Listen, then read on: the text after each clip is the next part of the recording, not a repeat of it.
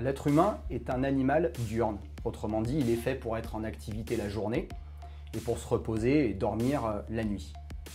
Malheureusement, selon nos activités sociales et professionnelles, ce n'est pas toujours possible. Alors, des fois, vous travaillez en mode astreinte, des fois, vous travaillez sur les 2 ou 3/8, des fois, vous travaillez très régulièrement la nuit.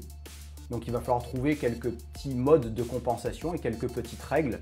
Mais ce qu'il faut bien retenir, c'est que quoi qu'il arrive, il y a un impact sur votre santé. Donc je ne saurais que trop vous conseiller d'aller consulter la médecine du travail très régulièrement pour être sûr qu'il n'y a pas une fatigue chronique qui est en train de s'installer avec globalement des désagréments sur votre santé à long terme. Si vous travaillez que ponctuellement la nuit parce que vous avez des astreintes, ne changez pas vos rythmes. Conservez bien vos rythmes biologiques, autrement dit tous ces mécanismes qui s'enchaînent tout au long de la journée et qui vont caler la production de votre sommeil de qualité parce qu'il se pourrait que si vous changez vos habitudes par anticipation, vous changiez en fait tous vos rythmes hormonaux et ce n'est pas ce qu'on souhaite. Le lendemain après votre astreinte, votre prise de poste ponctuelle, vous trouverez simplement le moyen de compenser en faisant une sieste, peut-être en allant vous coucher plus tôt le lendemain ou en vous levant plus tard, un petit peu plus tard, ce qui vous permettra de gommer cette dette de sommeil qui ne sera qu'une dette de sommeil aiguë. Si vous êtes un travailleur en horaire atypique plus régulier, sur les 2/8 ou les 3/8, identifiez toutes les plages horaires où vous pourrez gommer vos dettes de sommeil.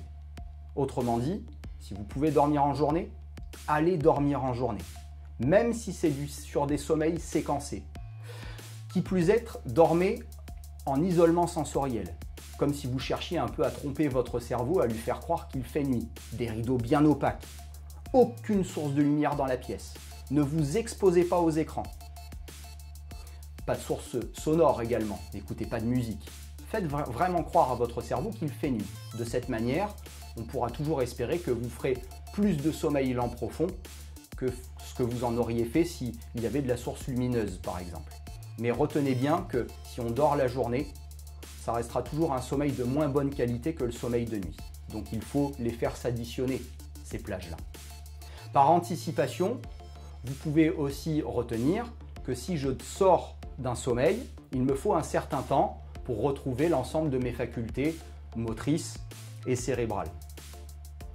Donc il va falloir calculer simplement que vous n'ayez pas de prise de poste juste après votre sortie de sommeil et vous laissez un laps de temps de peut-être une demi-heure, 1 heure ou 2 heures avant de votre prise de poste pour retrouver cet effet rebond de vos performances.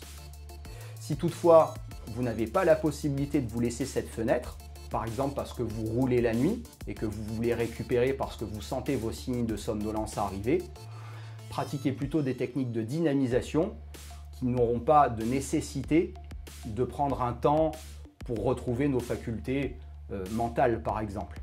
Par contre, vous savez que après, à la sortie de votre activité, vous allez payer avec un gros état de fatigue.